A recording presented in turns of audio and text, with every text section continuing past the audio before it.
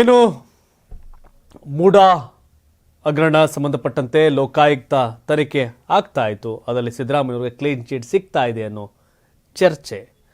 ಪ್ರದೀಪ್ ಕುಮಾರ್ ಮೂಲ ದೂರುದಾರ, ಅದಾದ್ಮೇಲೆ ಸ್ನೇಹಮಯಿ ಕೃಷ್ಣ, TJ ಅಬ್ರಾಮ್ ಎಲ್ಲರ ದೂರಿನ ಹಿನ್ನೆಲೆ ಒಂದು ಲೋಕಾಯುಕ್ತ ತನಿಖೆ ಆದೇಶ ಆಗಿತ್ತು, ಕೋರ್ಟ್ ಹೇಳಿತ್ತು. ಈಗ ಅದರಲ್ಲಿ ಕ್ಲೀನ್ ಚೀಟ್ಸ್ ಸಿಗುವುದು ಬಹುತೇಕ ಖಚಿತ ಆಗ್ತಿದೆ ಅಂತ ಹೇಳಲಾಗ್ತಿದೆ. ಏನಿದೆ ವಿಷಯ?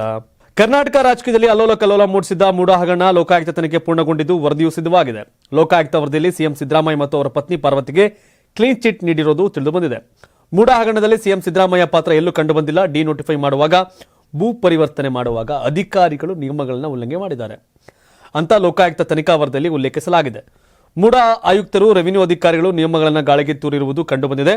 ಅಧಿಕಾರಿಗಳು ಅಪರಾಧ ಎಸಗಿರುವ ಬಗ್ಗೆ ಮುಂದೇನು ಮಾಡಬೇಕೆಂಬುದರ ಕುರಿತು ಕಾನೂನು ತಜ್ಞರ ಸಲಹೆ ಪಡೆಯಲಾಗುವುದು ಎನ್ನಲಾಗ್ತಾ ಇದೆ.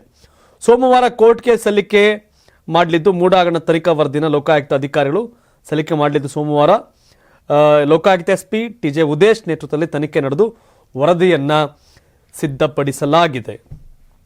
ಎಸ್, ಇದು ಬಹಳಷ್ಟು ಚರ್ಚೆಗೆ ಕೂಡ ಕಾರಣ ಆಗ್ತಿರ್ತಕ್ಕಂಥದ್ದು. ಈ ರೀತಿಯ ವರದಿ ಎಷ್ಟು ಮಟ್ಟಿಗೆ, ಯಾಕೆ ಲೋಕಾಯುಕ್ತ ವರದಿ ಬಗ್ಗೆ ನಂಬಿಕೆ ಇಲ್ಲ ಅನ್ನೋದು ಈ ದೂರುದಾರರ ಎಲ್ಲರ ನಿಲುವಾಗಿತ್ತು.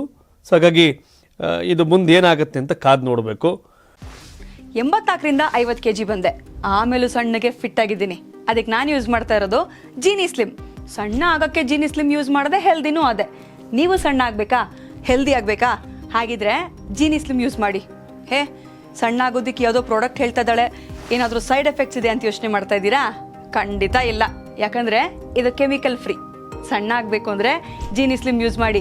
ಹೆಚ್ಚಿನ ಮಾಹಿತಿಗೆ ಕೆಳಗೆ ಡಿಸ್ಪ್ಲೇ ಆಗ್ತಿರೋ ನಂಬರ್ಗೆ ಕಾಲ್ ಮಾಡಿ.